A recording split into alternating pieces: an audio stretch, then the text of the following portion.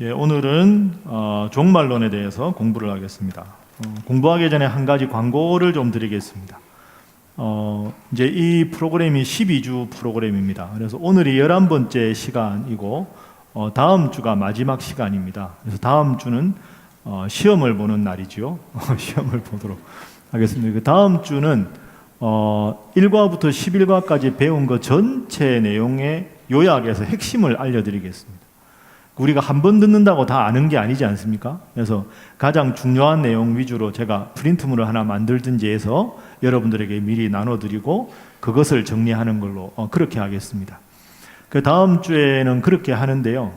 여러분이 혹시 궁금한 게 있으실 것 같습니다. 그래서 이제 1과부터 쭉 공부하다가 이건 너무너무 궁금하다. 그런 내용이 혹시 있으신 분이 있으면 오늘 이렇게 이제 들어올 때 등록하신데 여기 밖에 우리 목사님들 전도사님 계신 데 가면 이 질문지 메모지가 있습니다. 그러니까 그걸 가지고 가셔서 뭐 여러분 성함은 안 쓰셔도 되고요. 주제, 이렇게 교회론 뭐 이렇게 종말 이렇게 해서 여러분 질문을 이렇게 써주시면 되겠습니다. 그래서 사무국 앞에 가면 우리 신일 소통이 함이 있거든요.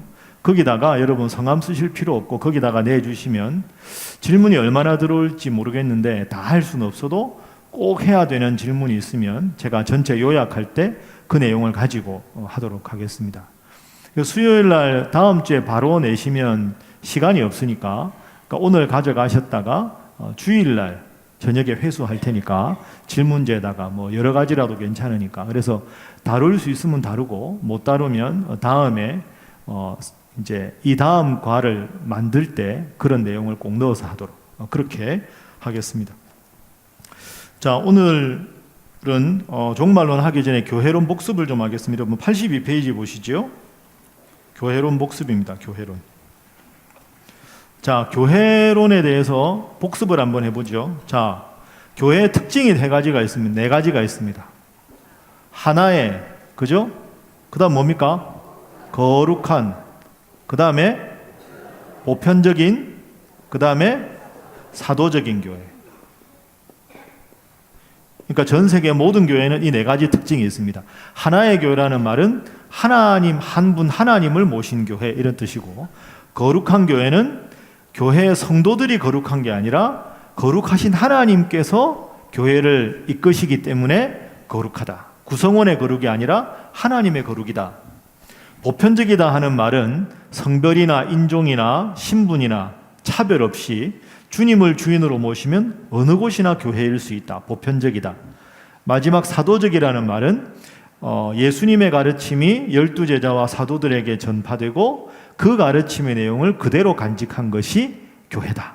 그래서 이런 사도적 가르침과 관계없이 특정 교주가 뭐 재림주라서 그 사람을 믿어야 구원 얻고 그런 건 다 잘못된 것이다.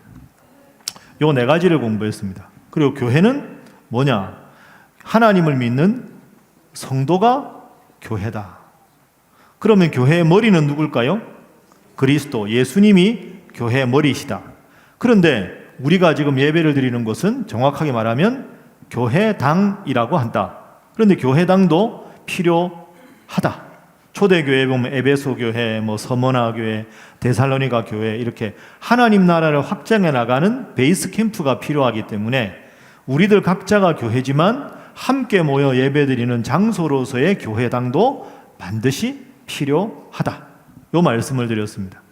그리고 마지막 지난주에 했던 중요한 것 중에 하나는 로마 천주교회하고 우리하고 차이점이죠.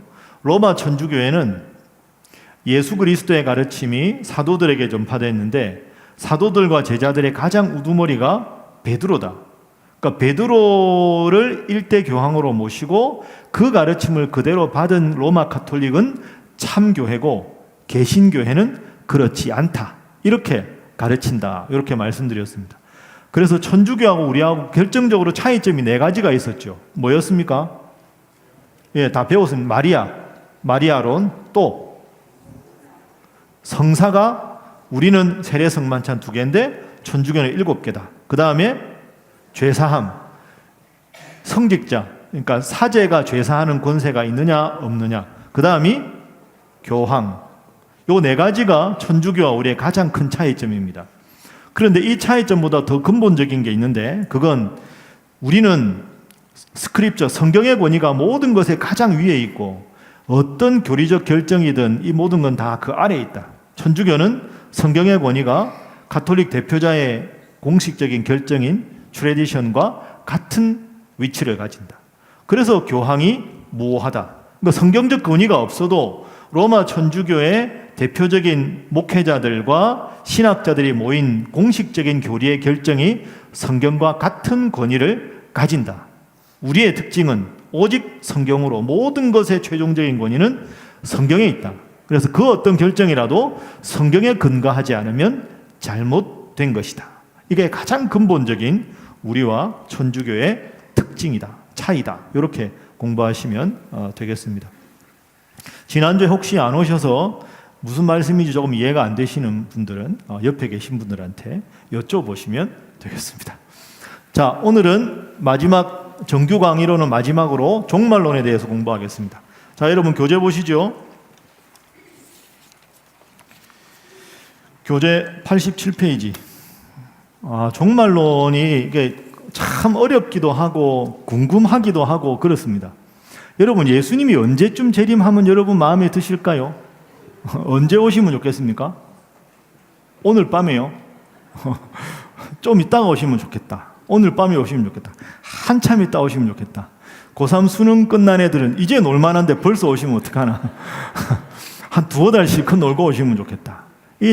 언제 예수님이 재림할까? 뭐 이런 것도 궁금하고, 그 다음에 가끔 TV를 보거나 이상한 전단지 보면 666 바코드가 적그리스도의 상징이라 바코드 요즘 안 찍힌 게 어딨냐, 그게 다 짐승의 표다, 그걸 받으면 다음에 주님 재림할 때 못 간다, 이런 말을 하기도 하고, 유럽 공동체 EU를 봐라, 그 EU 전체 대통령이 나올 텐데 그 사람이 적그리스도의 상징이다, 그래서 그 사람이 적그리스도고 최후의 전쟁을 아마겟돈에서 한다, 이런 시나리오도 있었고, 러시아가 경제적으로 정말 어려워져 가지고 미국하고 러시아가 양대 산맥이었다가 러시아가 계속 몰리자 러시아가 너무너무 화가 나서 중동 쪽에 무기를 팔다가 미국한테 들키고 이래서 이스라엘과 미군이 연합군을 만들고 중동 나머지하고 러시아가 연합군을 만들어서 최후의 전쟁이 일어나는데 그게 아마겟돈 전쟁이다.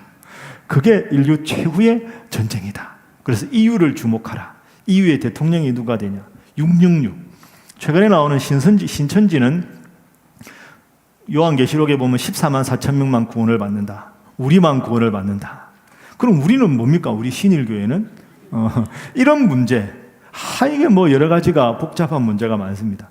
또 7년 대환란이라는 단어도 알고, 곡과 마곡의 전쟁, 전환란, 후환란, 그 다음에 천년왕국이 언제 오냐, 이 엄청나게 복잡한, 듣기만 해도 답답하시죠? 심플하게 한번 정리를 해보도록 하겠습니다. 자, 이런 문제 87페이지 보시면 윌리엄 밀러 이야기를 했습니다. 윌리엄 밀러는 1832년에 11년 뒤인 1843년에 세상이 끝날 것이라는 계시를 받았다고 설교했습니다.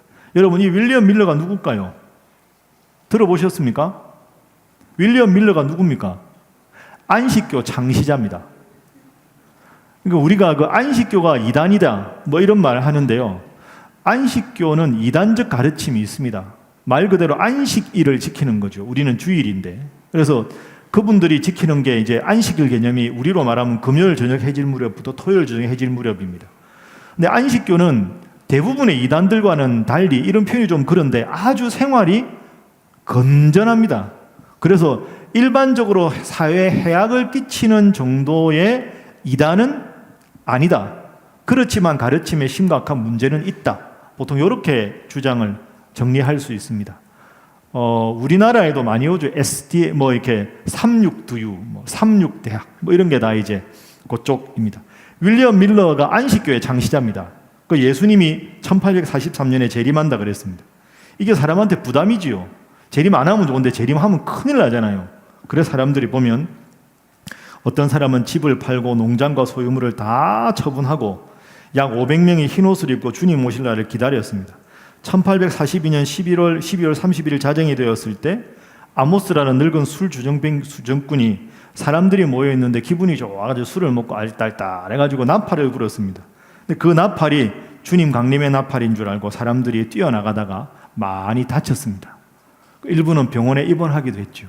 이런 일이 실제로 있었습니다. 그만큼 종말과 재림은 참 모두가 궁금해하는 그런 주제죠. 언제 재림할 것인가 예수님이. 자, 그 다음 페이지 넘어가 보겠습니다. 자, 한번 따라하겠습니다. 시한부 종말론. 시한부 종말론. 시한부 종말론이라는 말은 역사의 어느 한 때를 딱 정하고 지금이 여기라면 어느 특정한 이 때에 예수님이 재림한다. 요 때를 딱 정해서 기다리게 만드는 이런 거를 시한부 종말론이라고 합니다. 이게 왜 시한부 종말론은요, 늘 있습니다. 어느 나라에도 있고 초대교회 중세 계속 지금도 있습니다. 요거 하는 사람들. 이게 부담스럽잖아요, 사람이. 언제 예수님이 재림하신다더라. 에이, 아니지. 이러다가 혹시 오시면 내가 이렇게 살면 되나? 이제 이런 막연한 불안한 심리를 이용해서 사람들을 모으는 거죠. 그래서 보십시오. 자, 어느 한 시점을 정해놓고 그 시점에 주님이 재림할 것이라고 하는 게 시한부 종말론. 잘못된 거죠. 거의 대부분 이단들이 주장하고 역사적으로 보편적인 현상입니다. 예를 들면 밑에 보시죠. 노스트라다무스 들어보셨죠? 이세기 몬타누스, 윌리엄 밀러, 여호와의 증인 찰스 러셀도 재림설을 주장했습니다. 다미 선교회 기억나십니까? 1992년 난리 났었는데 이때 다미 선교회가 뭐의 준말입니까? 다미 선교회. 다가올 미래를 준비하라. 다미입니다. 이때 여러분 한 30년 지났는데 이때 생각하면 우리나라가 엄청났습니다. 이때 1992년 10월 28일 제가 기억하는데요. 제가 그때 신학대학원 1학년이었거든요. 뭐 이 시리즈가 엄청 팔린 경고의 나팔 소리 뭐 이런 거 해가지고 뭐 재림한다고 막 평양이 어떻게 되고 엄청나게 우리나라 사람들 많이 넘어갔습니다. 예. 그 다음에 JMS 들어보셨죠? 정명석, 그죠? 이 사람 출소했죠. 자기가 JMS 정명석, 요한계시록으로 하면 Jesus Morning Star, 내가 빛나는 새벽별이다. 뭐 이래가지고 여러분 웃을 일이 아닙니다. 젊은 학생들이 엄청나게 넘어갔습니다. JMS에. 낙성대 교회라고 2호선에 가면 낙성대 있죠. 그 근처에 뭐 한 7, 8천 명 모이고 그랬죠. 지금도 이 사람이 태어난 곳이 성지입니다. 여러분 우리 교회에 있어서 그렇지 이단들 세력이 어마어마합니다. 뭐 수백억은 다 가지고 있고 그렇습니다.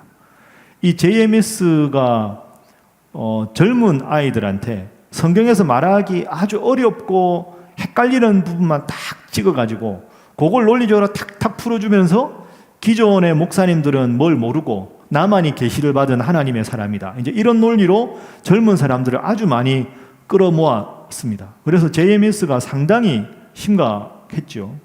이게 또 사관학교에 침투해가지고요. 사관학교에 제가 이거 방송으로 나가기 때문에 사관학교 이름까지 말하면 또 명예훼손이라 그럴까봐 거기 있는 사관학교에 공식적으로 침투해가지고 초급 장교들을 다 이 사람들로 만들었죠. 그런 경우 있습니다. 제가 군모 갈 때 저하고 나이가 같은데 육사 나온 중대장이 아주 집사님이 신실했어요. 아무리 봐도 좀 이상해요. 그 제가 전역하고 알아보니까 JMS에서 보낸 사람이었어요. JMS에서 보습을 해가지고 사관학교 나오면 이 사람들이 부하들이 계속 많아지잖아요. 그러니까 교회 말고 간부가 돼가지고 내가 니네들 성경 공부 시켜준다고.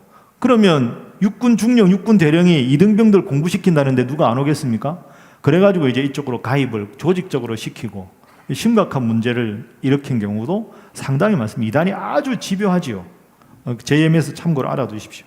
지금 제일 심각한 게 이만희 신천지 예수교 증거 장막 성전. 엄청납니다. 자기들만 14만 4천 명이 차면 끝난다. 그런데 문제는 지금 넘었습니다. 14만 4천 명이 지나버렸어요. 2015년에 이미 14만 4천 명을 넘었습니다. 신천지가 망했을까요? 안 망합니다. 왜 안 망할까요? 좀 이따가 설명해 드리도록 하겠습니다. 자, 그러니까요. 이게 역사적으로 이런 시한부 종말론을 주장하는 이단들이 엄청나게 많습니다.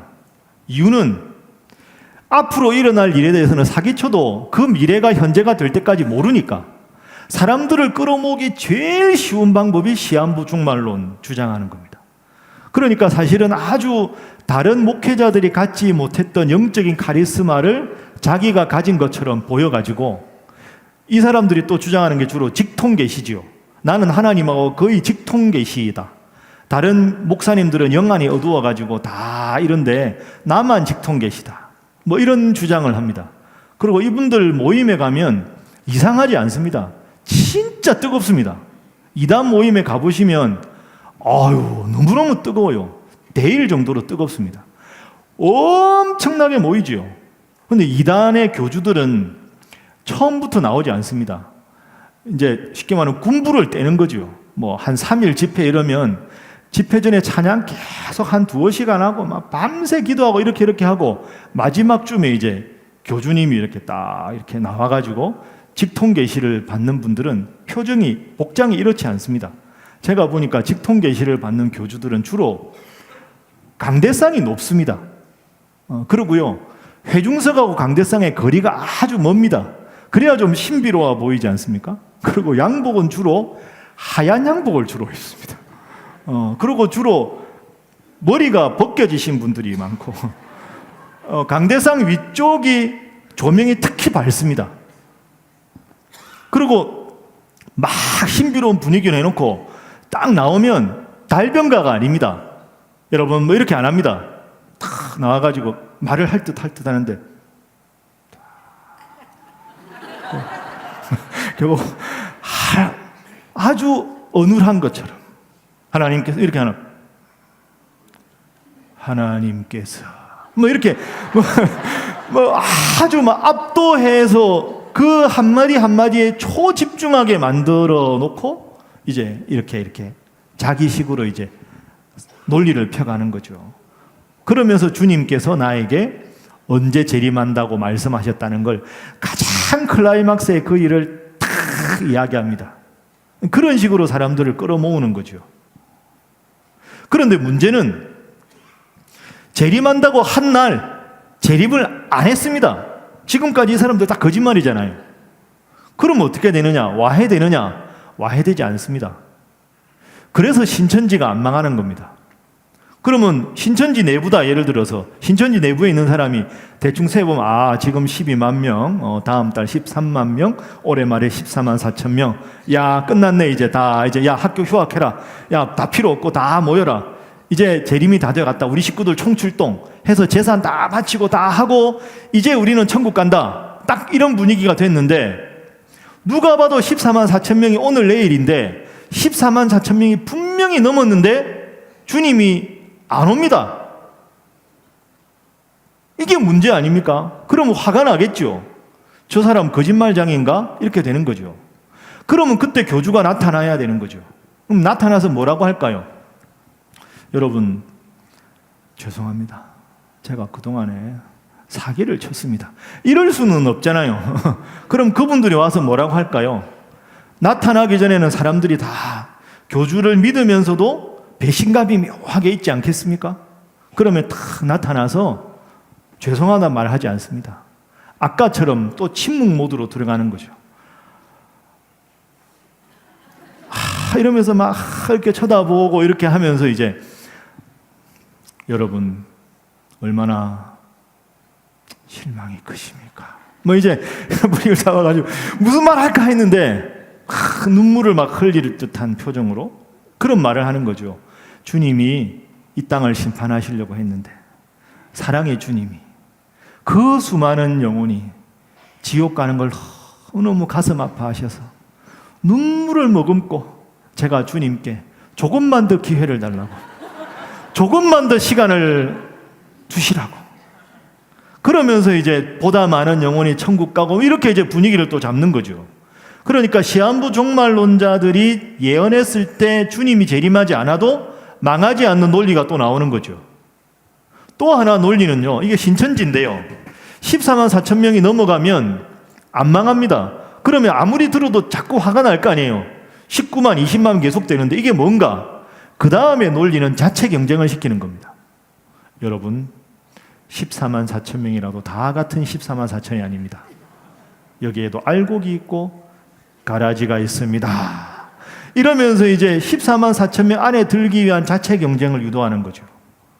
그러니까 신천지는 왕의 족속들 뭐 이런 식으로 용어를 쓰면서 거룩한 하나님의 사람들 뭐 이런 식으로. 그러니까 그러면 14만 4천 명이 넘어가도 신천지는 망하지 않고 더 열성분자들이 많아지는 거죠. 그전에는 14만 4천 명을 채우는 데 집중했는데 이제는 옆에 있는 동료가 적이 되는 거예요. 여기 있는 이 사람보다 내가 더 열심히 해야 내가 알곡이 되잖아요. 그럼 옆 사람을 제치는 만큼 내가 더 구원의 가능성이 많은 거죠. 그럼 더 열심을 내는 거죠. 그러면 그 열심을 내면 그 막대한 자금과 이 모든 것은 지도부로 들어가는 거죠. 신천지가 안 망하는 겁니다. 그런 논리가 끊임없이 계속되는, 그러니까 참 사람이 강한 것처럼 보이지만 너무너무 약한 존재. 그래서 신천지가 잘 되고 있다. 이 말씀을 드리고 싶습니다. 그럼 우리는 어떻게 해야 되느냐? 중요한 건 좋은 교회에서 신앙생활 잘 하면 됩니다. 그런데 빠지는 것 자체가 괜히 호기 부리지 마시고 열심히 그냥 좋은 교회에서 신앙생활 하시면 되겠습니다. 좋은 교회가 어딜까요? 예, 옆에 분들과 인사하겠습니다. 신일교회에서 열심히 신앙생활 하시기 바랍니다. 다시 한번 합니다. 말씀만 하지 마시기 바랍니다. 하겠습니다. 자, 그럼 지금부터 요한계시록 공부하겠습니다. 요한계시록이 미래, 종말에 관한 책이지요. 그래서 모든 이단들은 요한계시록을 가지고 미래에 대해서 예언을 합니다. 아직까지 미래는 되지 않았으니까 사기를 쳐도 거짓말인지 모르잖아요. 그래서 신천지도 항상 요한계시록 이야기하죠. 그래서 요한계시록도 중요한 책인데 너무 계시록만 집중적으로 하는 건 사실은 조금 위험할 수도 있습니다. 그런데 여러분, 요한계시록이 쉽습니까? 어렵습니까? 어렵습니다. 요한계시록 읽으면 기쁘신가요? 부담스러우신가요? 부담스럽죠. 이게 문제입니다. 부담스럽고 걱정스럽고. 왜 이렇게 어려울까? 요한계시록이. 요한계시록에 보면 무슨 단어 나오면 인, 나팔, 대접, 옛뱀, 용, 바벨론, 뭐 이런 말, 뭐 회색, 말을 타고 이상한 짐승이 나오고. 아니, 이왕이면 좀 쉽게 쓰시지 왜 이렇게 성경을 어렵게 하나님이 쓰셔가지고 요한을 통해서 이렇게 우리를 힘들게 하시나? 이것부터 해결해야 되겠죠. 자, 요한계시록에 대한 이슈가 3가지인데요. 첫 번째, 왜 이렇게 어려운가? 왜 요한계시록이 이렇게 어려운가? 이것부터 한번 설명을 해보겠습니다. 자, 요 교재에 있는데요. 저를 보시면 되겠습니다. 요한계시록이 언제 쓰였는가? 대부분 학자들은 AD 95년경에 한번 따라하시죠. 도미시안 황제. 이 사람이 도미티안이라고 하고도 도미시안이라고 하는데요. 이 도미시안 황제 때 사도 요한이 하나님 앞에 계시를 받은 걸 쓴 게 요한계시록이라고 주장합니다. 그 도미시안, 도미티안 이렇게 하셔도 되겠습니다. 그런데 이 도미시안 황제가 아주 기독교를 박해하던 황제입니다. 여러분, 기독교를 가장 많이 박해한 황제가 누굴까요? 네로지요. 도미시안 황제 별명이 제2의 네로입니다. 그 정도로 박해를 많이 했습니다.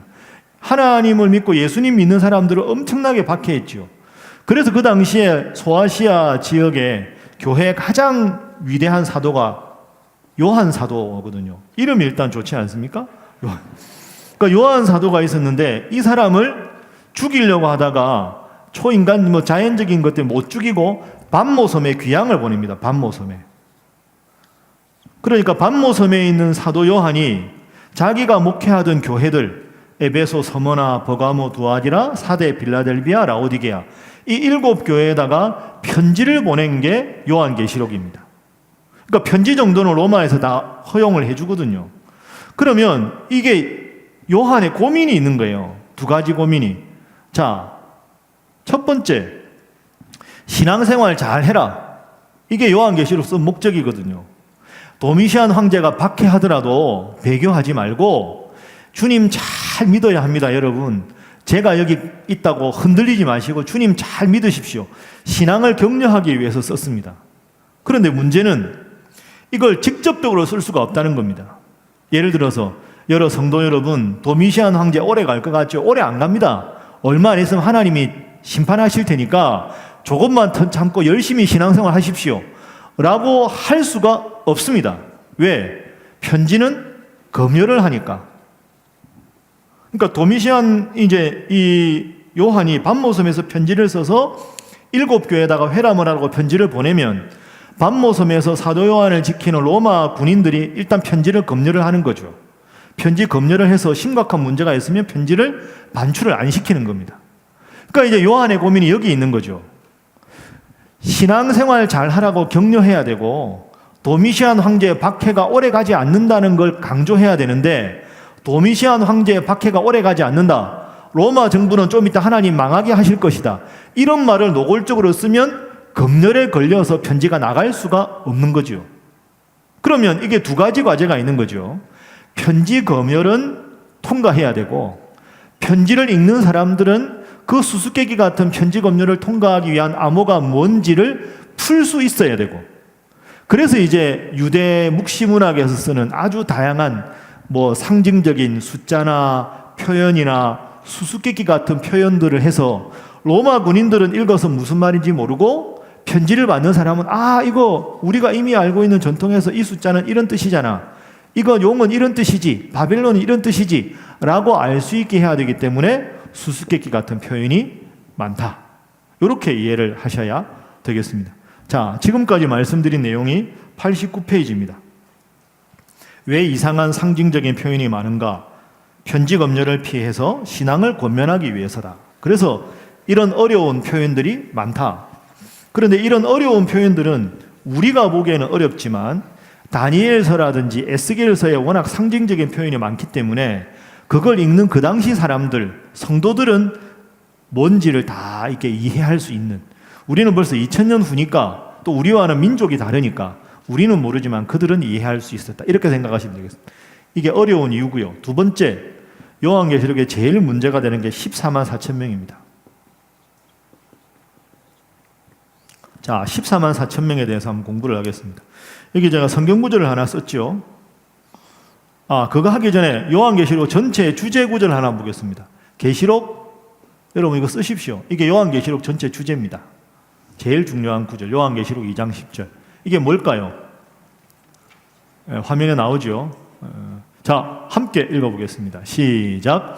너는 장차 받을 고난을 두려워하지 말라. 볼지어다 마귀가 장차 너희 가운데에서 몇 사람을 오게 던져 시험을 받게 하리니 너희가 10일 동안 환난을 받으리라.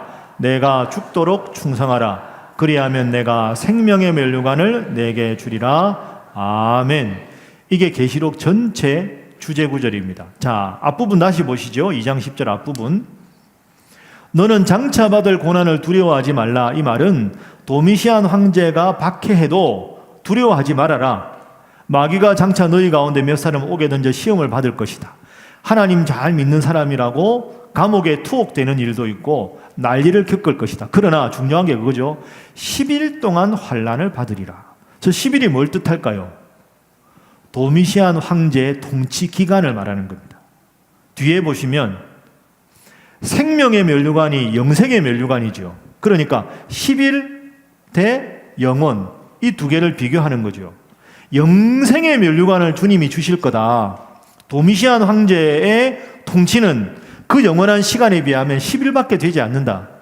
이것만 잘 견디면 영생을 할 수 있는데 도미시안 황제의 치하가 길 것 같아도 길지 않다. 열흘만 참아라. 영원에 비해서 지극히 짧은 시간이다. 이것만 잘 참고 박해를 이기면 생명의 면류관을 주님께서 주실 것이다. 이 격려를 위해서 쓴 것이 계시록이다. 자, 두 번째 봅니다. 14만 4천 명. 이게 신천지에서 주장하는데요. 여기에 핵심은 이게 문자적인 거냐, 상징적인 거냐. 신천지는 이게 문자적인 거라는 거죠. 14만 4천 명만 구원을 받는다. 그럼 우리 신일교회 성도들은 어떻게 될까요? 죄송합니다. 지옥 갑니다. 이제 이렇게 되는 거죠. 근데 성경에 14만 4천 명이 나옵니다. 문제는. 자, 찾아보겠습니다. 계시록 7장 4절. 자, 화면 보십시오. 함께 읽어볼까요? 자, 시작. 내가 인침을 받은 자의 수를 들으니 이스라엘 자손의 각 지파 중에서 인침을 받은 자들이 14만 4천이니. 이스라엘 자손 중에서 14만 4천 명. 인침을 받는다는 이는 도장인을 말하죠. 도장을 찍었다. 그러니까 주님께서 너는 구원이다 하고 주님께서 도장을 찍은 사람이 몇 명이다? 14만 4천 명이다. 그러면 문자 그대로 하면 주님 앞에 구원을 받는다고 인정받는 사람이 몇 명이다? 14만 4천 명이다. 그럼 여러분 신천지가 혹시 여기 계십니까? 안 계시죠? 네, 와가지고 성경대로 해야 되는데 성경에 14만 4천 명인데 왜 자꾸 이걸 상징적으로 해석합니까? 인침을 받은 자가 14만 4천 명이라고 하잖아요. 이렇게 말을 하면 여러분은 뭐라고 이야기하시겠습니까? 다 말씀하실 게 있는데 시간 관계상 안 하시는 거죠. 자, 14만 4천 명이다. 이게 어떻게 나왔냐? 문자적이다. 결코 그렇지 않습니다. 이게 신천지의 오류입니다. 자, 다시 4절 보시죠. 자, 7장 4절 보시죠. 자, 뒤에 14만 4천이 나오죠. 14만 4천 명이 문자적으로 14만 4천 명이면 성식적으로 앞에 인침을 받은 자의 수가 어디서? 이스라엘 자손의 각 지파에서 14만 4천 명입니다. 그러면 신천지가 이게 자기 모순입니다. 14만 4천 명이 문자적인 거라면 앞에 이스라엘 자손도 이스라엘 사람들 중에서 14만 4천 명이어야 되는 거 아닙니까? 근데 신천지는 12지파는 99.9%가 어느 나라 사람일까요? 우리나라 사람입니다. 그죠?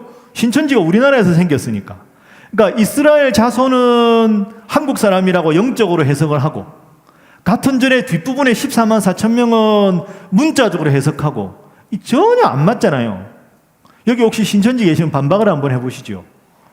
말이 안 되는 겁니다, 이게. 그리고 가장 기본적으로 여러분 생각해 보세요. 하나님이 한국 사람만 만들었습니까? 전 세계 사람을 만들었습니까? 그런데 하나님이 나 다 싫다, 나 다 싫고 한국 사람만 좋다. 그래가지고 14만 4천 명을 신천지 사람들만 하면 미국 사람, 이스라엘 사람, 영국 사람, 독일 사람, 아프리카 사람 다 어떻게 되겠습니까? 미안하다, 다 지옥 가라. 그게 사랑의 하나님입니까? 폭군 하나님이지. 그런 하나님이 믿을 가치도 없는 하나님 아닙니까?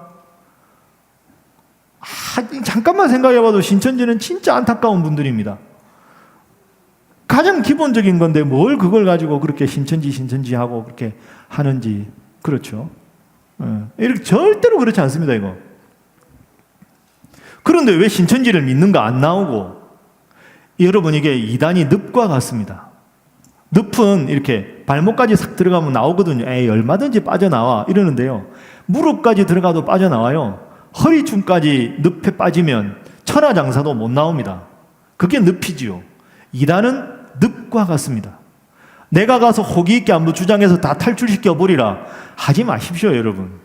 그거는 해도 목사님들이나 신학자가 여러분은 안 하시고 그냥 여기서 열심히 찬양대 하시고 구역장 하시고 이러면 되는 겁니다. 그런 데 가서 할 필요가 없는 거죠.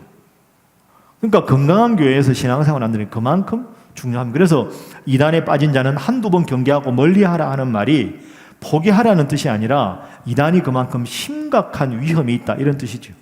자, 그러면 14만 4천이 뭐냐? 상징적인 겁니다. 자, 요한계시록의 숫자를 한번 공부해 보겠습니다. 여러분, 3이 뭘 뜻할까요? 3, 하나님입니다. 하나님. 하나님, 성부, 성자, 성령. 그렇죠? 3은 하나님을 뜻합니다. 인간은 4입니다. 계시록에서. 동서남북, 봄, 여름, 가을, 겨울, 상하, 좌우 이런 식으로 4가 인간을 뜻하는.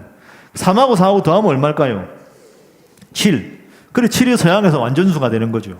하나님과 인간이 합해진 숫자, 완전수.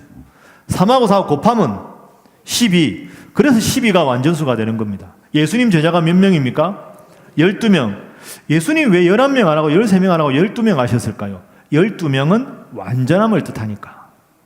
이스라엘 지파가 몇 지파입니까? 12지파. 왜 하필 12지파일까? 12가 이렇게 완전을 뜻하니까 부족함이 없이 완전하다 이런 뜻이죠. 그럼 14만 4천을 분석해 보면 12 곱하기 12 곱하기 1000입니다.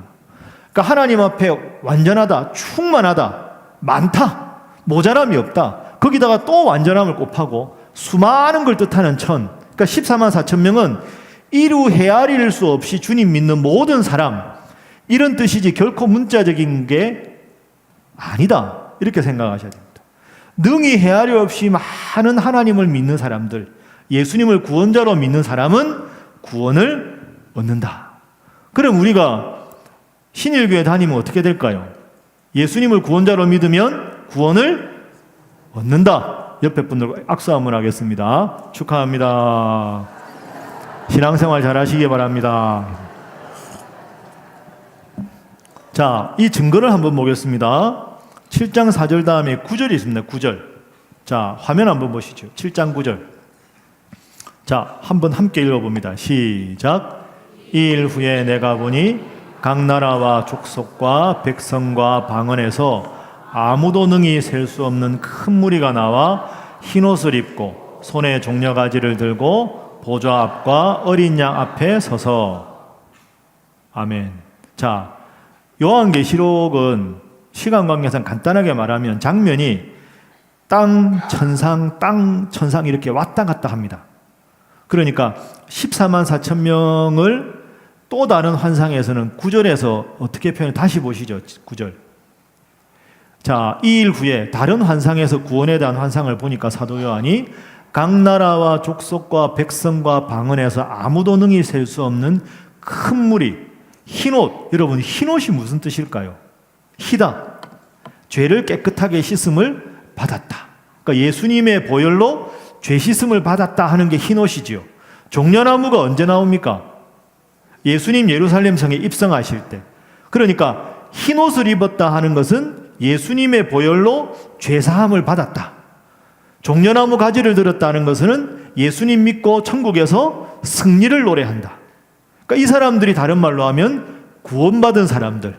근데 앞부분에 보시면 각 나라와 족속과 백성과 방언에서 아무도 능히 셀 수 없는 큰 무리가 구원을 받았다. 그 사람들이 이 사람들이죠. 완전하고 정말 헤아릴 수는 많다. 14만 4천 명을 더 구체적으로 풀어낸 게 9절입니다. 그러니까 14만 4천 명은 결코 문자적으로 해석하면 안 된다. 그는 성경을 정확하게 해석한 것이 아니다. 이렇게 여러분이 알아두시면 되겠습니다. 혹시 다음에 신천지를 만나시거든 뭐 14만 4천 명 이러면 그냥 네, 안녕히 가세요. 이렇게 그냥 오시면 되겠습니다. 자, 그렇게 앞으로 14만 4천에 대해서는 헷갈리지 마시기 바랍니다. 자, 그 다음 장 넘어가겠습니다. 90페이지. 자, 요한계시록 어려운 거 잘 하고 계시니까 기지개 한번 켜겠습니다. 좋습니다. 피곤하시죠? 예. 자, 몸을 왼쪽으로 돌려서 어깨를 좀 주물러 주도록 하겠습니다. 어깨 좀 잘 주물러 주십시오.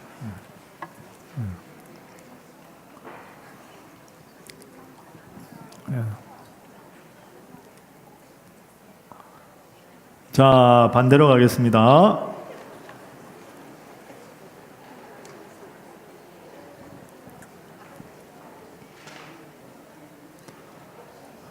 자, 이제 바로 앉겠습니다. 자, 박수 3번 시작. 다시 3번 시작. 여러분 참 대단하십니다. 네, 수요일 날 저녁에 이렇게 오는 게 참 쉽지가 않은데, 저야 목사라서 오지만 참 여러분들 제가 저기에 있으니까 또 빵하고 우유 들고 들어오시는 분들이 참 하나님이 얼마나 기뻐하실까. 참 훌륭하신 분들입니다. 참 훌륭하십니다. 다음 주까지 내내 훌륭하시기를 바랍니다. 자, 옆에 분들과 인사하겠습니다. 앞으로도 훌륭하시기 바랍니다. 자, 3번째 하겠습니다. 666에 대해서 하겠습니다. 666. 여러분 지금까지 666에 대해서 들었을 때 666이 뭐라고 들어보셨습니까? 여러분이 믿는 게 아니라 이거다라고 귀로 들어본 거 한번 다 말해 보십시오. 예? 짐승의 숫자, 마귀의 숫자, 적그리스도, 또 롯데월드 입장권이다. 뭐 이렇게 바코드. 그걸 들어보셨죠? 바코드. 신용카드에 있으니까 컴퓨터, COMPUTER 다 더하면 666입니다. A를 6으로 하고 A 6 더하기 6, 12, C는 18 이렇게 쭉 하면요. COMPUTER 딱 더하면 666입니다. 컴퓨터가 666이다. 이렇게 말하는 사람도 많이 있습니다. 그렇게 따지면 아돌프 히틀러도 666입니다. 뉴욕 세계 심장이지요? 666입니다. 하여튼 그런 걸 누가 계산하는지 진짜 대단한 사람들이 많습니다. 666이 도대체 뭐냐 이게. 자, 지금부터 이걸 공부하겠습니다. 666은 기본적으로는 적그리스도 사탄을 상징하는 숫자입니다. 자, 아까 7이 완전수라 그랬죠. 7에서 하나가 빠집니다. 결핍이죠, 결핍. 그런데 결핍된 게 삼위일체 3이 완전수라 그랬잖아요. 신을 뜻하는 게 신이 3이고 인간이 4라 그랬죠. 결핍을 뜻하는 게 6이 3개가 있으니까 기본적으로 마귀의 숫자, 적그리스도의 숫자입니다. 그럼 도대체 이 666이 누구를 가리키는가? 이걸 한번 생각을 해보겠습니다. 자, 이걸 정확하게 이해하려면 요한계시록 13장을 보셔야 됩니다. 자, 화면 한번 보시죠. 요한계시록 13장을 666에 대해서 하도 다른 설명들이 많으니까 성경적으로 한번 풀어보겠습니다. 자, 15절부터 보십시오. 그가 권세를 받아 그 짐승의 우상에게 생기를 주어 그 짐승의 우상으로 말하게 하고 또 짐승의 우상에게 경배하지 아니하는 자는 몇이든지 다 죽이게 하더라. 짐승의 우상이 누구냐 하면 도미시안 황제를 말합니다. 그러니까 그때 당시의 역사를 보면 이 도미시안 황제가 황제를 숭배하는 동상을 곳곳에 만들어 가지고 그 상에다가 절을 하게 만들었습니다. 그러니까 15절에 짐승의 우상, 도미시안 황제의 얼굴을 따놓은 동상, 그 우상에게 경배하지 않으면 어떻게 한다? 죽인다.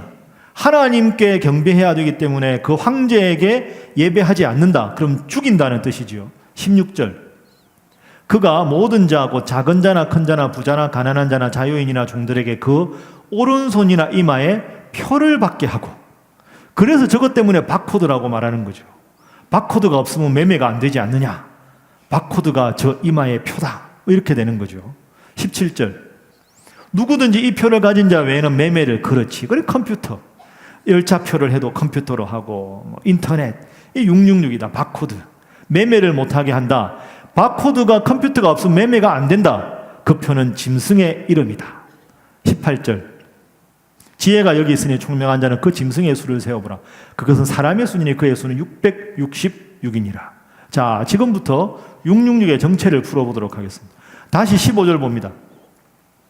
15절은 아까 말씀드린 대로 황제의 성상을 만들어서 여기에 숭배를 하게 했다. 그죠? 경배하지 않는 자는 죽인다. 자, 16절 보겠습니다. 자, 오른손이나 이마에 표를 받게 했다. 이 말은 황제에게 숭배한 사람에게 표를 나누어 주었다. 표를 나누었다. 그러니까 이게 뭐냐 하면 황제에게 절을 한 사람들에게 절했다고 표를 주는 거죠. 그 표를 가진 자만 시장에 가서 매매가 가능하다는 겁니다. 그걸 안 하면 예수님 믿는 사람이라고 잡아들인 거죠. 그럼 예수님 믿는 사람들은 매매를 못하니까 배교를 하고 황제를 섬기든지 매매를 하지 않고 주님만 섬기든지 둘 중에 분간해내는 방식이 이게 되는 거죠. 그래서 오른손이나 이마, 오른손을 옛날에 바른손 이랬잖아요. 이거 뭐 왼손도 중요한 건데, 그러니까 오른손이 중요하다는 뜻이고요. 이마에 왜 받게 했을까요? 표를. 이런 표를 이마에 받게 한 이유가 뭘까요? 이마 없는 분 보셨습니까? 그래서 이마에 표를 받는 겁니다. 어느 특정 다른데 뭐 왼발 이러면 왼발에 장애를 입으신 분은 표를 하면 안 보이잖아요. 이마 없는 사람 없잖아요. 이마 없는 분 보셨습니까? 이렇게. 그러니까 이마에 표를 맞는 건 몸에서 살아있는 사람은 누구나 이 표를 받게 있다 이런 뜻이죠. 자, 그래서 숭배한 사람들에게만 표를 나누어서 매매를 하겠다. 17절. 누구든지 이 표를 가진 자 외에는 매매를 못하게 했다. 그러니까 이렇게 연결되는 거죠. 그러니까 바코드니 컴퓨터니 하는 것은 요한계시록에 쓰여진 배경과 아무 관계없이 상상의 나래를 최선을 다해서 펼친 참 안타깝고도 안타깝고도 안타까운 그런 해석입니다. 그게 컴퓨터가 바코드면 컴퓨터 바코드 나오기 전에 살았던 사람들은 어떻게 됩니까, 그럼? 그죠? 컴퓨터 오기 전에 그러면 다 그 사람들은 뭐죠? 해석이 안 되잖아요. 자, 18절 봅니다. 18절이 제일 중요합니다. 자, 함께 읽어봅니다. 시작. 지혜가 여기 있으니 총명한 자는 그 짐승의 수를 세어보라. 그것은 사람의 수니 그의 수는 666이니라. 아멘. 자, 저 화면 잘 보세요. 근데 이제 사도 요한이 편지를 썼지만 고민이 있어요. 666 표를 받지 말아라. 안 된다. 이렇게 말을 했는데, 그럼 읽는 사람이 666이 뭐지? 다 헷갈리면 편지를 쓴 소용이 없잖아요. 666이 뭔지를 알아야 될 거 아닙니까? 편지를 읽는 사람이. 그래서 결정적인 힌트를 18절에 주는 겁니다. 지혜가 여기 있으니. 이 말은, 자, 지혜롭게 생각하세요. 쉽게 말하면 주목하세요. 이 뜻이죠. 머리 좋으신 여러분들은 그 짐승을 뜻하는 숫자가 뭔지 생각해 보세요. 하고는 힌트를 딱 줍니다. 그 수는 사람의 수다. 이 말은 666은 사람을 뜻한다.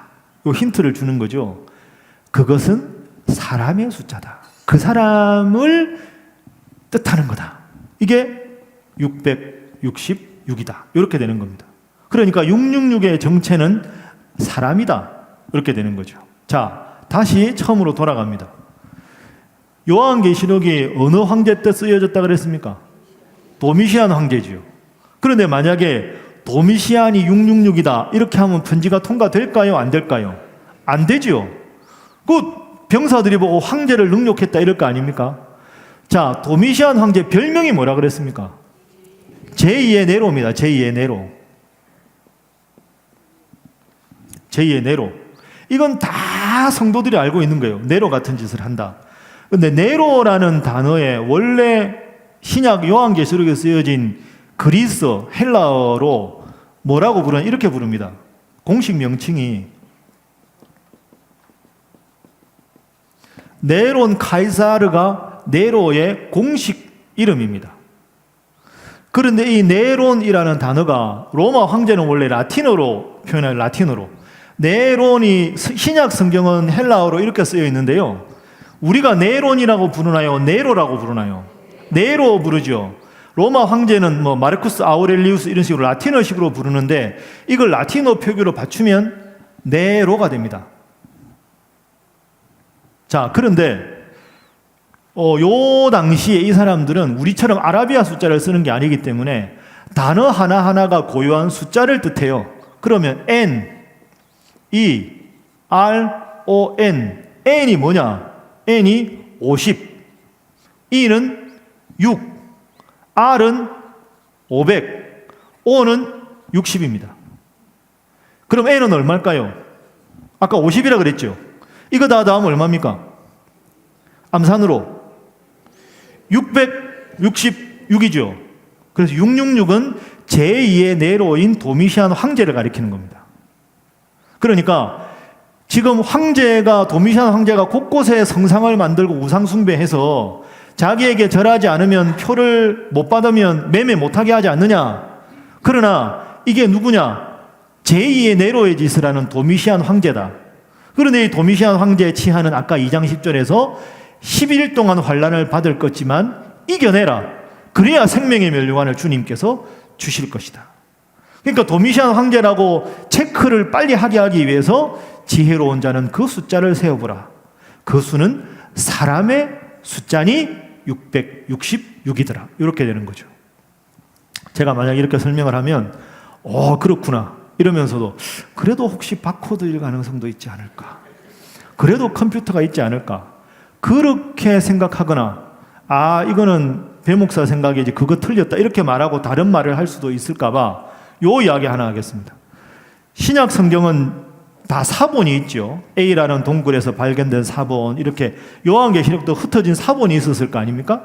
그런데 여기 요한계시록 13장 18절에다가 어떤 사본에는 666이 아니고 616이라고 되어 있는 사본이 있어요. 616. 그러면 이걸 풀어야 되는 거예요. 왜 666이라고도 부르고 616이라고도 불렀을까? 바코드나 컴퓨터나 뭐 이렇게 해석을 하면 616을 도저히 풀 수가 없어요. 이걸 풀 수 있는 힌트가 이거죠. 네론이 얼마라고요? 666. 우리가 네론을 뭐라고 부릅니까? 네로 부르죠. 그럼 n이 빠지죠. n이 얼마죠? 50이죠. 666에서 50을 빼면 616이죠.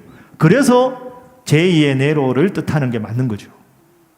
이게 요한계시록에 쓰여진 배경을 가지고 읽는 거지, 이렇게 안 읽고 계시록에 쓰여진 배경과 전혀 관계없이 오늘 이 시대에 뭐 컴퓨터다, 바코드다, 뭐 롯데월드 입장권이다, 이게 뭐 안 보이다가 이렇게 레이저를 쏘면 이게 보이지 않느냐, 이게 다 뭐 어떤 사람은 또 앞으로 마이크로칩을 이렇게 우리한테 이식할 텐데 그게 다 또 뭐 그거다, 전혀 그렇게 생각 안 하셔도 됩니다. 그건 요한계시록에 쓰여진 배경을 전혀 고려하지 않고 읽은 잘못된 해석이다. 그래서 90페이지 썼습니다. 바코드, 컴퓨터, 신용카드, 롯데월드 입장권 다 아니다, 이렇게 생각하시면 되겠습니다. 그러니까 앞으로 그런 거에 헷갈리지 마시고 뭐 컴퓨터, 바코드 이러면 그게 아닌데 그냥 그렇게 생각하시고 이렇게 설명도 안 하셔도 되니까 그렇게 알아두시면 되겠습니다. 마음을 좀 편안하게 하시고 괜히 바코드 받고 뭐 이상한 글 읽으면 이거 큰일 나나. 명동에 가면 가끔 이런 분 있거든요. 666이 바코드입니다. 그래가지고 뭐 여러분들은 이제 뭐 재림이 얼마 안 남았습니다. 그 다 그 잘못된 해석입니다. 바른 해석으로 바르게 성경을 해석하는 게 중요합니다. 자, 옆에 분들과 인사하겠습니다. 바르게 아시기 바랍니다. 한 번 더 합니다. 바르게 믿으시기 바랍니다. 그래서 바로 알고 바로 믿는 게 중요하다. 자, 이렇게 정리를 하겠습니다. 자, 4번 보겠습니다. 이제 반도 안 했는데 이렇게 목사님 언제, 걱정하지 마십시오. 끝나기 제가 알아서 핵심은 다 했으니까요. 자, 바른 종말론. 종말이 언제 올 거냐? 뭐 아까 다미 선교의 안식교, 여호와 증인 통일교, 무화과 나무의 비유, 666, 열불 짐승, 14만 4천, 천년왕국, 7년 대환란, 곡과 마곡의 전쟁 엄청 많은데 너무 신경 안 쓰셔도 됩니다. 자, 성경에서 뭐라고 말하느냐? 마태복음 24장 36절이 있습니다. 함께 읽어볼까요? 자, 교재 보시고 시작. 그러나 그날과 그때는 아무도 모르나니 하늘의 천사들도 모르고 오직 아들도 모르고 오직 아버지만 아시느니라. 아멘. 자, 이거 누가 하신 말씀입니까? 예수님이 하신 말씀입니다. 그러나 그날과 그때는, 재림의 심판의 그때는 하늘의 천사들도 아들도 모르고 아버지만 아신다. 자, 여러분, 그런데 솔직히 우리끼리 저 아들이 누구지요? 예수님이죠. 예수님 모를까요? 아시지요. 예수님은 하나님하고 능력이 같은 분인데 모르시겠다고 하는 게 말이 됩니까? 예수님 아시지요. 근데 왜 아들도 모른다 그랬을까요? 아는 게 도움이 안 된다, 이런 뜻입니다. 그거 뭐 알라고 하나 자꾸. 여러분, 주님이 언제 재림할지 알면 여러분 신앙생활 더 열심히 하실 것 같습니까? 안 그런 것 같지요. 그러면 그 전에 열심히 놀다가 마지막에 힘을 내서 주여 몇 번 하고 아유 천국 간다 뭐 이렇게.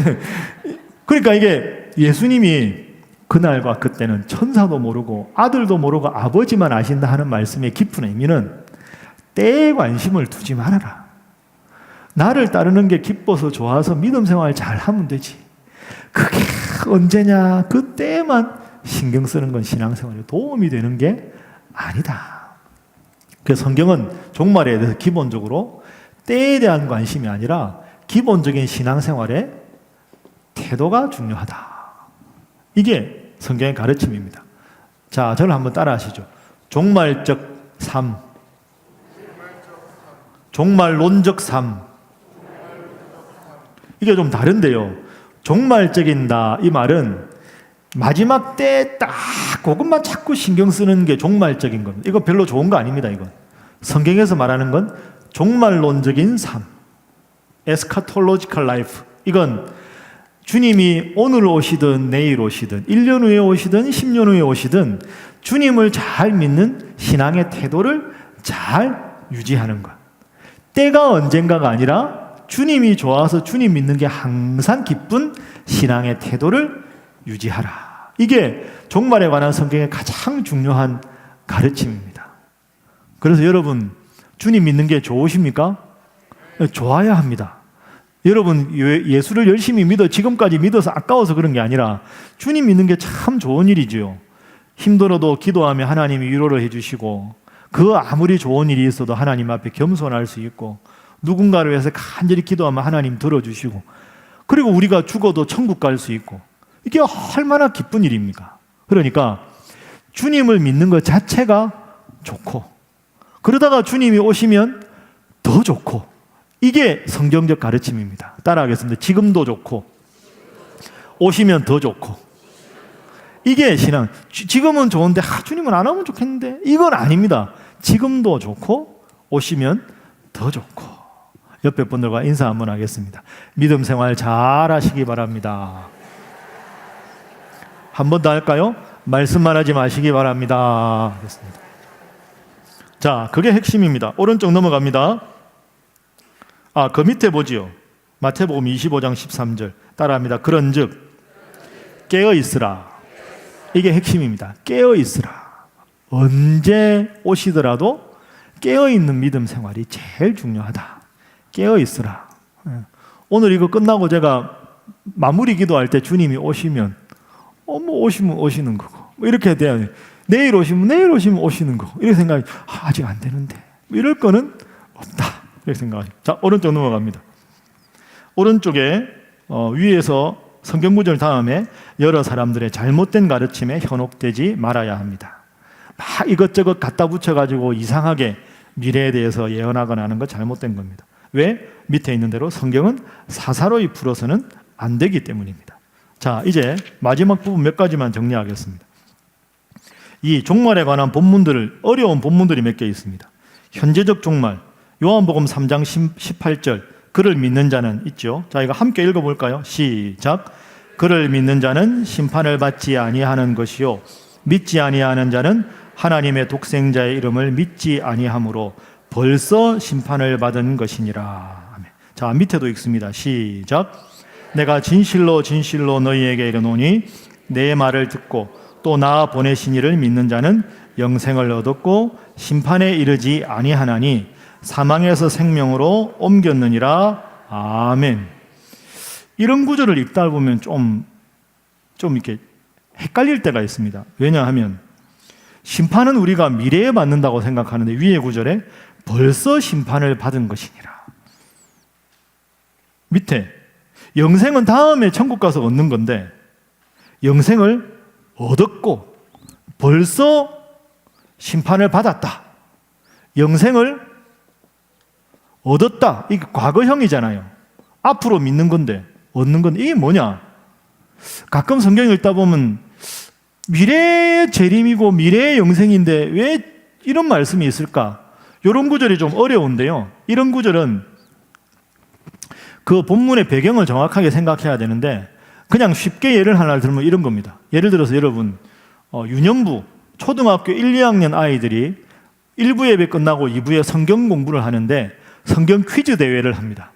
A팀, B팀 나눠가지고 이제 A팀, B팀 초등학교 1, 2학년들이 성경 퀴즈 대회를 하는데 한참 이제 막 하고 있는 중반쯤 갔는데 비슷해졌어요. 점수가. 그런데 목사님이 딱 들어와가지고 야, 나 좀 껴줘라. 그리고 나 A팀 할게 하고 A팀에 목사님이 또 앉았어요. 그러면 B팀 애들이 뭐라고 할까요? 아유, 끝났다. 안 해. 이렇게 되는 거죠. 딱 그런 분위기입니다. 지금 이 분위기가. 그러니까 예를 들어서 지금 승부는 아직까지 안 났지만 이미 목사님이 초등학교 1학년들 게임하는데 와서 앉아있으면 끝났다 이건. 볼 것도 없어. 끝났어. 이런 맥락으로 한번 생각해 보죠. 자, 다시 보면 그를 믿는 자는 심판을 받지 않는 것이요 믿지 아니하는 하나님의 독생자를 믿지 아니하므로 벌써 심판을. 그러니까 지금 예수님이 이미 왔는데 예수님에 대해서 예언하는 것도 아니고 예수님이 왔는데 눈앞에 있는 예수님을 보면서도 안 믿는 사람들에 대한 안타까움으로 그러면 당신들은 이미 심판을 받은 거야. 눈앞에 예수님이 있는데도 어떻게 당신이 예수님을 안 믿을 수 있어? 이런 맥락에서 안타까움으로 눈앞에 계신 예수님을 알아보지 못하는 데 대한 것이 이 예수님도 안 믿으면 이미 끝난 거야. 당신은 심판받은 거지 뭐. 이렇게 이해하시면 되겠습니다. 자, 밑에 부분도 만난과 마찬가지지요. 예수님을 믿는다. 그럼 예수 눈앞에 있는 예수님 믿으면 이미 영생을 얻은 것과 같다. 이렇게 이해하시면 되겠습니다. 넘어가겠습니다. 자, 마지막 5번째 보겠습니다. 종말을 기다리는 태도. 이게 결론입니다. 1번. 자, 다시 따라합니다. 종말적 신앙, 종말론적인 신앙. 두 개 중에 어떤 게 맞는 겁니까? 종말론적 신앙이 맞는 거죠. 종말적 신앙은 그냥 주님이 재림하는 때만 자꾸 전전긍긍해가지고 바코드 신경 쓰고 컴퓨터 신경 쓰고 EU 신경 쓰고 그런 생업도 다 안 하고 이러는 잘못된 거, 주로 이단에 빠지는 그게 아니라 종말론적인 거. 아멘 주 예수여 오시옵소서. 자, 요한계시록 22장 20절 화면 봅니다. 함께 읽어보죠. 시작. 이것들을 증언하시니가 이르시되 내가 진실로 속히 오리라 하시거늘 아멘 주 예수여 오시옵소서. 아멘. 따라합니다. 아멘 주 예수여 오시옵소서. 믿습니까?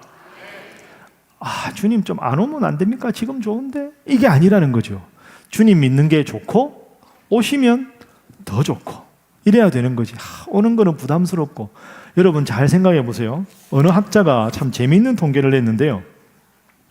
요한계시록의 구절이 총 404구절입니다. 요한계시록 1장부터 마지막 장까지. 그 중에서 심판과 저주에 관한 구절이 98개고요. 천국, 영생, 희망에 관한 게 150개입니다. 그러니까 요한계시록은 우리를 무섭게 하는 책이 아닙니다. 그리고 예수님의 재림은 심판이라는 단어 때문에 우리는 자꾸 부담스러워 하는데요. 그게 아닙니다. 예수님의 재림과 심판은 좋은 겁니다. 그렇게 해서 천국 가서 영원히 살면 그게 얼마나 좋습니까? 그래서 총 404개의 구절 중에서 저주와 심판은 98개, 천국과 영생과 희망에 관한 건 150개. 그래서 앞으로 요한계시록 읽을 때 모르는 건 괜찮은데 너무 부담 갖고 이거 빨리 오면 안 되는데 이렇게 읽을 거는 없다. 그 요한계시록 언제 공부하느냐? 우리가 말씀과 함께 쭉 하다가 요한계시록 나오면 그때 합니다. 그때 새벽기도 나오시면 못 나오시면 그때 열심히 공부하시면 되겠습니다. 요한계시록도 구조를 알면 아주 흥미롭고 아주 심오하고 정말 위대한 책입니다. 그래서 제발 다른 데 이상한 데 가서 요한계시록 공부하지 마시고 우리 교회 말씀과 함께 할 때 새벽기도 열심히 나오시기를 주님 이름으로 부탁합니다. 아멘 하셨죠? 옆에 분들과 인사하겠습니다. 새벽기도 열심히 나오시기 바랍니다. 한 번 더 할까요? 말씀만 하지 마시기 바랍니다. 이제 내일부터 많아지겠네요. 예. 계시러 갈 때만 오신다고요? 예, 뭐 알아서 하십시오.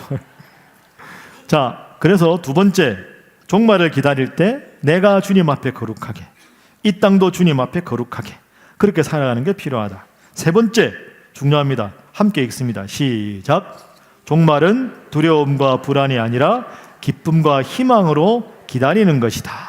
그렇습니다. 요 마태복음 24장 25장에 보면 신랑을 기다리는 신부 이야기, 신부 친구들 이야기가 나오잖아요. 이게 종말에 관한 예수님의 비유거든요. 결혼식의 하이라이트가 신랑 신부잖아요. 그 신랑 신부를 기다리는 마음이 얼마나 설레고 기쁩니까? 신부 친구가 신랑 오면 안 되는데 큰일 나는데 그게 무슨 결혼식입니까? 그래서 천국을 성경에서 표현할 때 혼인잔치, 신랑과 신부 이렇게 표현하면 그만큼 천국이 아름답고 좋은 곳이다. 그래서 우리가 주님의 재림을 기다리는 태도가 두려움이 아니라 기쁨이 될 수 있기를 주님 이름으로 축복합니다. 평상시에 신앙생활 잘하면 되죠. 그래서 밑에 종말적 희망이 이끄는 삶이 필요하다. 자, 마지막 한 가지만 정리하고 마치겠습니다. 이게 아주 복잡한 문제인데 딱 하나로만 정리하겠습니다. 여러분, 아까 말씀드린 대로 7년 대환란, 천년왕국, 곡과 마곡의 전쟁, 아마겟돈 전쟁 이런 거는 어떻게 됩니까? 그거 별로 신경 쓰지 마십시오. 그건 여러분들에게 너무 어렵기도 하고요. 그게 중요한 게 아닙니다. 제일 중요한 건 깨어 있으라. 이게 제일 중요한 거죠. 신앙생활이라는 게 기쁘고 즐거우면 그 어떤 상황도 다 해결할 수 있는 겁니다. 그러니까 그런 거 비본질적인 거 신경 쓰지 마십시오. 사람이 죽으면 어떻게 됩니까? 이거 많이 질문하시는데요. 이것만 정리하고 마치죠. 사람이 죽으면 어떻게 되느냐? 천국 갑니다. 가면 됩니다. 그냥 오라 그러면 가면 되는 거죠. 오지 말라 그러면 안 됩니다. 가야 됩니다. 그럼 가면 됩니다. 천국에 가면 되는 거죠. 그럼 천국 가면 우리가 어떤 모습일까? 궁금해 하십니다. 교통사고 당한 분은 천국에서도 교통사고 당한 모습인가요? 아기 때 죽으면 아기 때 모습이고 장수하신 분은 장수하신 분인가요? 뭐 이런 질문 하는데 아닙니다. 그런 거. 천국은 부활체로 존재합니다. 부활체. 그러면 부활한 우리의 몸이 뭐냐? 고린도전서 15장 44절에 나오는데요. 따라하겠습니다. 신령한 몸. 신령한 몸이라는 단어가 있는데 천국에서의 우리의 모습인데 이 신령한 몸이라는 단어는 신구약 전체 딱 한 번만 쓰이는 단어입니다. 그러니까 이 신령한 몸이라는 단어는 다른 본문에 전혀 없어요. 그래서 신령한 몸 부활체가 어떤 모습일까 저한테 물어보지 마십시오. 저도 아직 천국을 안 가봐서 모릅니다. 그런데 추정할 수 있는 근거가 있죠. 그게 뭐냐 하면 예수님께서 부활하신 다음에 제자들에게 나타나실 때 제자들이 무서워가지고 지금 문을 다 닫고 있는데 예수님이 들어오셨습니다. 그죠? 문을 똑똑하고 들어오신 게 아니라 문을 다 닫아놨는데 들어오셨죠. 그리고는 너희에게 평강이 있을지어다 했을 때 제자들이 보고 예수님인지 알아보았습니다. 그러니까 부활체를 추정할 수 있는 근거는 우리가 지금 알고 있는 시간과 공간의 제한을 벗어난다. 그런데 제자들이 예수님인 줄 알아볼 수 있을 상황이다. 그러니까 지상에서의 우리의 모습과 연관되지만 신령한 몸의 상태이기 때문에 뭐 어릴 때 죽었으면 어릴 때 모습인가요? 이런 질문 자체는 우리 이 시대에 우리가 살고 있는 이 생각을 가지고 천국에 대해서 생각하는 거기 때문에 그걸 갖고 너무 복잡하게 생각할 필요는 없다. 또 하나, 우리가 죽으면 천국 간다. 이러면 천국도 초만원이지 않을까요? 지금까지 죽은 사람이 그렇게 많은데 천국이 아무리 넓어도 꽉 차가지고 어느 날 이렇게 천국이 조금 이렇게 너무 비좁아가지고 아파트 평수 줄어들듯이 너무 줄어들면 이거 언제? 그게 종말이 그때 아닐까요? 천국에서 맨션이 수용이 안 될 때 무너지기 바로 전에 예수님이 오시나요? 아닙니다. 그런 건. 여러분 그건 다 이 땅에서 우리 생각을 가지고 우리의 시간과 공간을 생각해서 천국을 생각하는 거죠. 제가 자주 드는 비유로 갓난아기는 태어나서 엄마 뱃속에 10달이 있는지 압니다. 지가 새 보지 않습니다. 새 보고 나온 애는 애가 아니죠. 나와서 지식으로 배워보니까 엄마 뱃속에 10달을 있었다. 그 아이한테 전국에 있는 모든 사람들이 거짓말로 너는 뱃속에서 한 달만 있었다. 모두가 거짓말이라면 그 아이는 한 달이라고 알 겁니다. 그러니까 엄마 뱃속에서 나와서 이 세상에서 삶을 끝낼 때까지가 시간과 공간에 우리가 지배를 받는 거지 태어나기 전과 죽은 이후에 천국에서의 삶은 시간과 공간에 제한이 없습니다. 그러니까 우리 생각으로 천국에 점점 사람이 많아지면 뭐 꽉 차니 이런 생각할 필요가 없다. 그러면 예를 들어서 100년 전에 죽은 사람이나 오늘 천국 가신 분이나 오랜만이네 100년 만이네 이렇게 생각할 것 같은데 그건 우리 생각입니다. 죽게는 하루가 1000년 같고 1000년이 하루 같고 엄마 뱃속에서 하루 있다 나온 것 같은데 10달인 것과 똑같죠. 그래서 하나님의 시간과 하나님의 공간에 대해서 우리가 생각하는 이런 공간과 지상 개념을 갖고 자꾸 억측해서 이러니 저러니 말하는 것 자체가 어리석은 거다. 성경에서 말하는 가장 중요한 건 예수님을 구원자로 믿으면 천국에 간다.